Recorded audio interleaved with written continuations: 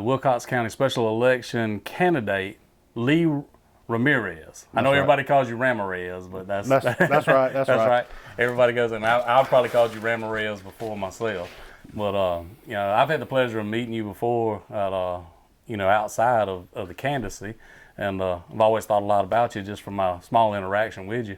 And I really appreciate you coming out today and answering a few questions. And we're gonna try to see if we can get a good little interview going and get some information out there for people who hadn't decided yet. There's a lot of people still out there undecided, I'm sure. Oh yeah, and I appreciate the opportunity of Shane. Y'all let me come up here and talk and get more of what I'm hoping to accomplish out there for the public. Right. Well, let's dive right into it. I got 5 questions, and we may just ramble on and may just go back and forth on these 5 questions. But first question I'd like to know is, what distinguishes you from the other candidates that you feel? I feel that I have a good bit of knowledge and information to bring to the table for the sheriff's office. And that being said, most people, I've made known that I have been doing this for 18 years consecutively. I've been a peace officer in the state of Georgia since 2006. I started with Cordele Police Department in 06, like I said. And since then, I worked here for quite a while, about 6 years after I left Cordele. So I know the county, I know the area, and I'm from here. I went to school here. My wife's from here, my family's from here, my youngins are currently all in school in Wilcox County. Me and Sheena have no desire to leave. Right. I'm wanting this job not for a stepping stone. I'm wanting to do a career out of it. I'm wanting to be the sheriff for as long as I can possibly be the sheriff to benefit our citizens and my family. Not to sound selfish, but it is what it is. It is what it is. And being in law enforcement for 18 years, it shows your dedication to law enforcement. It's been a rough climate over the 18 years. It's gotten progressively more hostile towards people in my profession. Not so much in our area in Wilcox. Yeah. But when I was working at the Dodge County Sheriff's Office when Officer Tim Smith was murdered. Oh, I remember that. That was right at 7 years ago. Yes, sir. And that was rough. Yeah. That was rough. I went to several other law enforcement related funerals for people I've worked with. They're always very heavy, is the best word I can use to describe that. But I have never not cared about my profession. I've always taken it very seriously, and I've always tried to treat people like the old adage, you get more flies with honey than vinegar. Right. If I don't know you from Adam, why would I be a butthole to you? Right. You know what I'm saying? Right. And I think that's what's lost in a lot of politicians. A lot of politicians aren't personable. They don't seem like people. You know what I'm saying? And I've never gotten that feeling from you. Like every time I've been around you, even though you didn't know who I was, you spoke to me. You're real personable. And I think that carries a lot of weight as to the person that you are. Well, thank you. I've tried to say, and I tell people, it's not hard being decent, but a lot of people think it is. Oh, yeah. It's really not. It's not. No. But back to the question, for the last 5.5, 6 years, I've been a post-certified instructor for the state. I've taught classes at Forsyth, the Academy, the Tifton Academy, Dodge County. I was the lead training instructor at the Ben Hill County Sheriff's Office when I was employed there, along with a criminal investigator. Did that for several years. Taught classes here, and recently taught classes here for the Abbeville Police Department. And that's who you work with now, right? That's correct. I'm part-time with Abbeville Police Department. Okay. I came to Abbeville back in August when I decided that I was going to run against the late Robert Rogers in the sheriff's race. Right. When I announced back in August.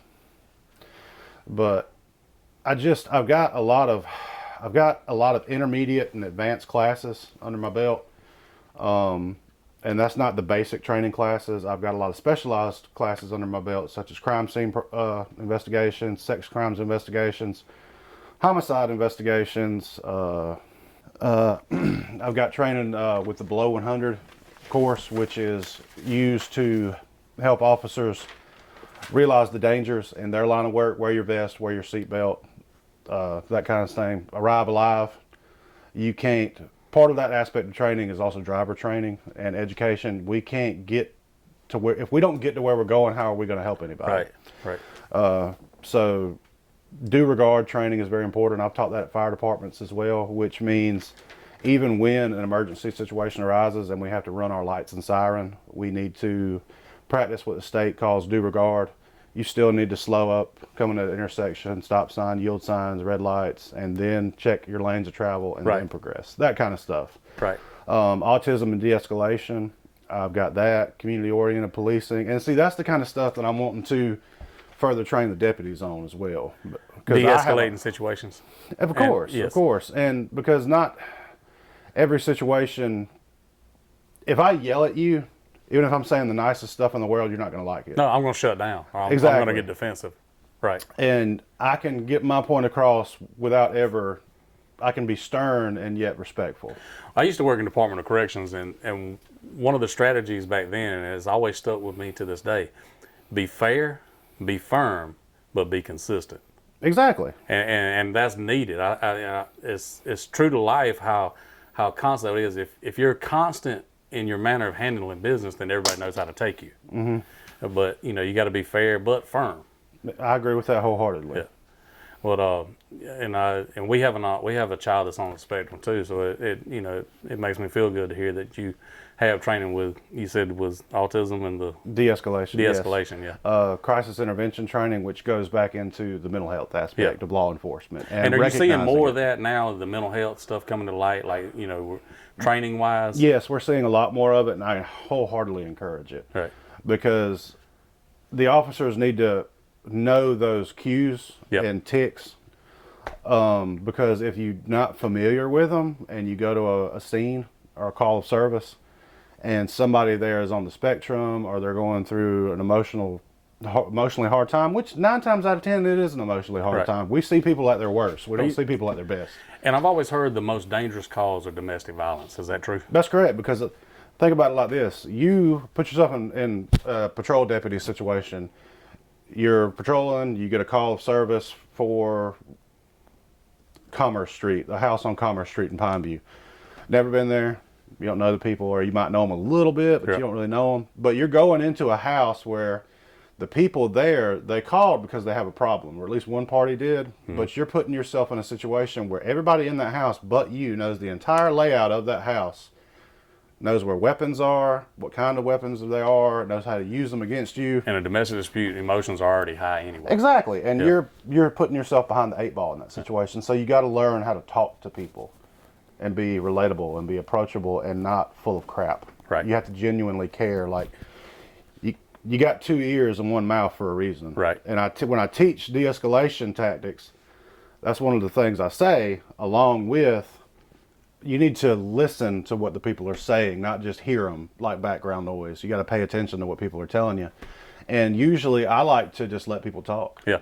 Because the more you just let people talk and you're reaffirming what they're saying, so you're paying attention to what you get more human interaction that way, as opposed to I'm just a figure of authority standing in your living room and I'm not really paying attention. I'm trying to end this as quick as possible, and I got better things to do than be here. Because I know officers who have that mindset, and that's a horrible mindset to have. Oh, yeah. I mean, I've seen it before. I've seen officers rush in, just judgment-wise, just go in, okay, I'm not listening to y'all. You're going to jail. She said you hit her. Let's go. Exactly, and there's no investigation whatsoever. Now, can you do that in every situation? No. No. You cannot, because some people just cannot be de-escalated, Yeah. and some people... To make de-escalation work, you have to have the most critical thing is time. You have to have time, and you have to have officer safety issues. So if we circle back to the question here, it says what distinguishes you from the other candidates. You're basically telling me your amount of training and what your training has taught you, the intense training that you've gone through. Because this isn't just basic training that you've gone through over the last few years, right? No. Over the course of 18 years, I went to a lot of specialized, like I said, in intermediate and advanced training courses. And I learned a lot in the field, because that's the best way to learn anything, is to learn by doing. Right. Get hands-on experience. The sex crime aspect and the crimes against children aspect. And see, the closest resource that we have in Wilcox County for any crimes against children, sex crimes with females, is the Gateway Center in Cordele. And they are a great place. You will never hear me say anything bad about the Gateway Center. They are awesome. They do a bang up job.